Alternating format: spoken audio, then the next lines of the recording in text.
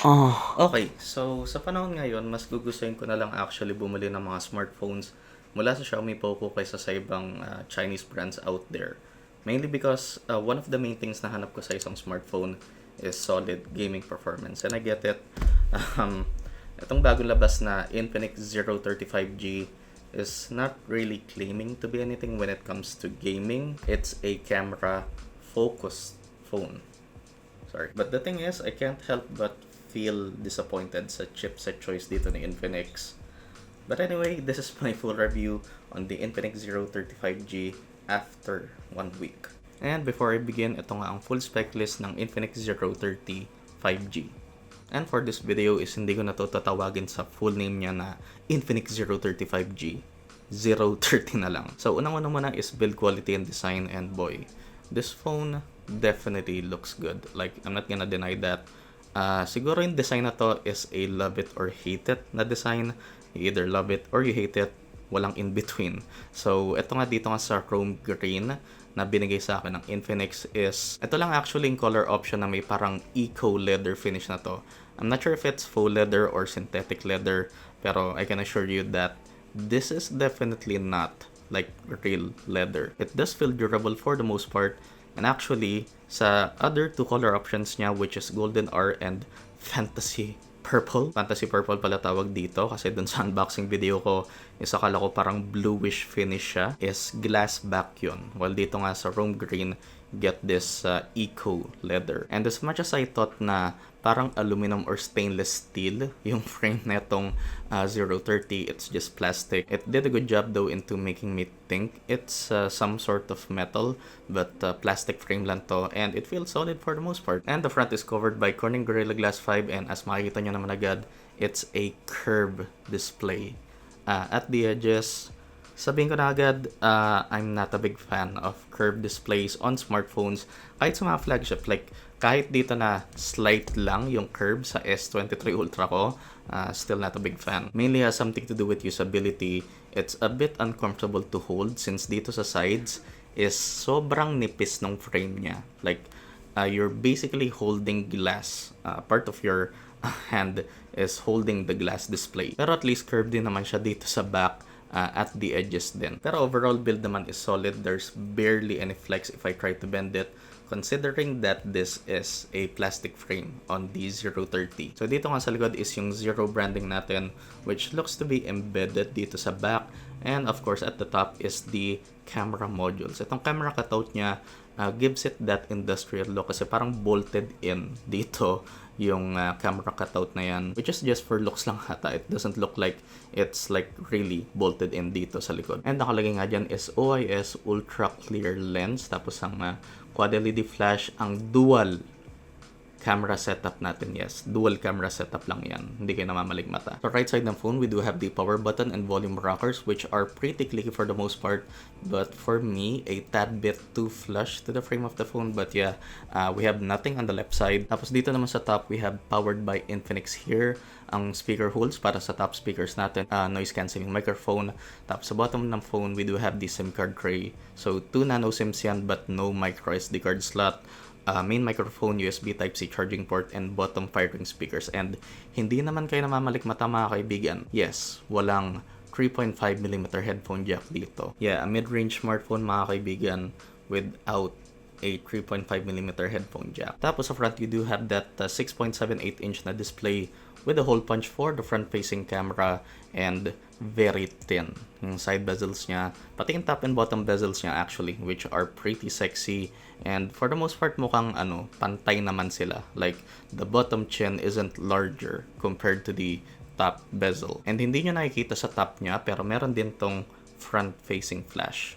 So yeah, and moving on naman sa display neto, which is again a 6.78-inch 1080p AMOLED 144Hz display, so very nice and smooth. And para sa akin, ito lang ata yung part ng phone na to which feels flagship level. So nice and vibrant colors, pretty color accurate, and not too oversaturated. Perfectly viewable even under direct sunlight, and pretty much no color shift off axis. So pagdating sa display nito, definitely 2 thumbs up. No complaints really. And dito na nga tayo sa main focus ng Infinix. Such a comedian. So may dual camera setup dito sa 030 with a main 108 megapixel sensor, f1.65 with OIS and face detection autofocus. And yes, naglagay nga sila ng ultra-wide lens kesa sa isang cheapo 2 megapixel depth or macro sensor. Tapos sa harap naman isang pinagmamalaki ng Infinix na 50 megapixel vlogging camera. But yeah, pictures taken using the main sensor look really good.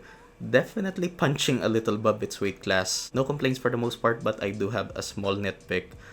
Colors are just a tad bit oversaturated for my taste, but that's it. And again, we do have an ultra-wide lens here, but results are decent at best, and colors are a bit too warm. Low light or nighttime shots are already good as is, pero pag ginamit mo yung super night mode, you'll get a significantly better shot, which isn't too overdone naman. You can take really good looking and detailed selfies, and if ever lang naman na gusto mo mag-selfie sa gabi, boom, front-facing flash, which personally hindi ko gagamitin. Okay, so ito yung 4K 30fps video na nanggagaling sa main 108 megapixel sensor dito sa 035G, and what you're hearing right now, of course, is from the internal microphone. So ito naman yung 4K 30fps video na nanggagaling sa front-facing camera, front 50 megapixel sensor dito sa 035G. And ewan ko kung ba't ganon, pero enough ko na actually yan, naula na ako. So again, enough ko ngayon kahit anong parang mga beauty effects filters dito sa front-facing camera.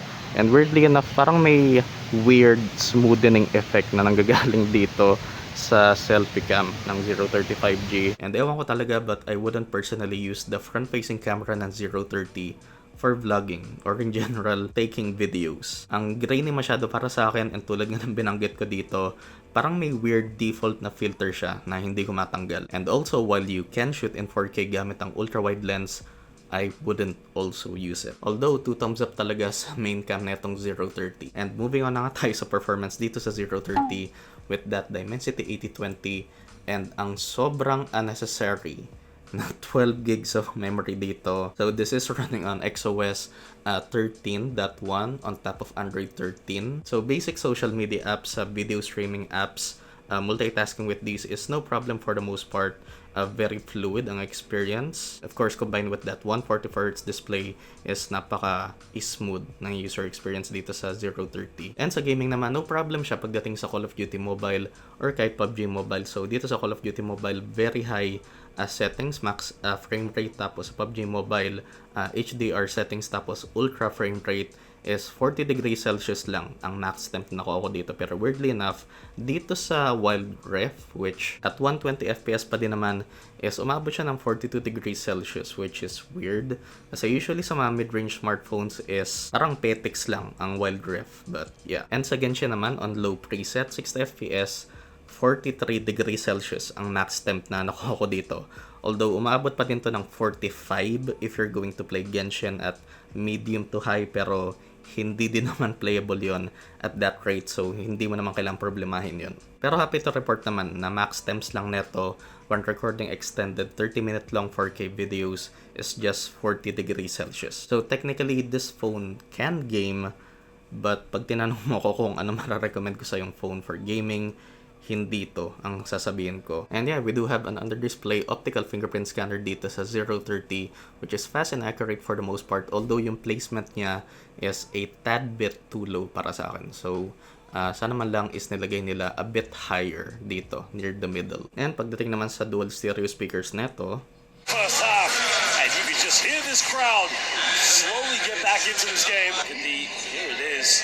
This is what you hear the home crowd say, Laban Pilipinas! So pagdating sa speakers neto, they definitely get really loud, pero the thing is, when you're listening at max volume, it does distort quite a bit, and this is one of those weird cases na mas malakas yung output mula sa bottom speaker kumpara sa top speakers niya. But yeah, that's the performance that you can expect to get from the 030. Tapos lastly is battery dito sa 030, which is excellent. So 5,000 mAh battery, as thin as this phone is. Yes, this does have a 5,000 mAh battery, so sa medium to heavy use ko, I'm getting 6 hours of screen on time with about 40% left by the end of the day. And charging speed is great din dito sa 030.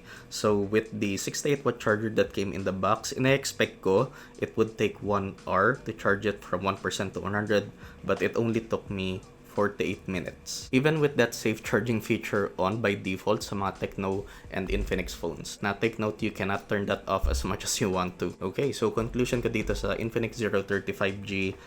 This is a great phone sa mga naghanap ng great quality camera for a more affordable price, which is $339 daw na hula ko. Pag nirelease to sa Pilipinas, almost 20k ang bentahan neto. Hindi pa nga pala ito nare-release sa Pilipinas as of making this video.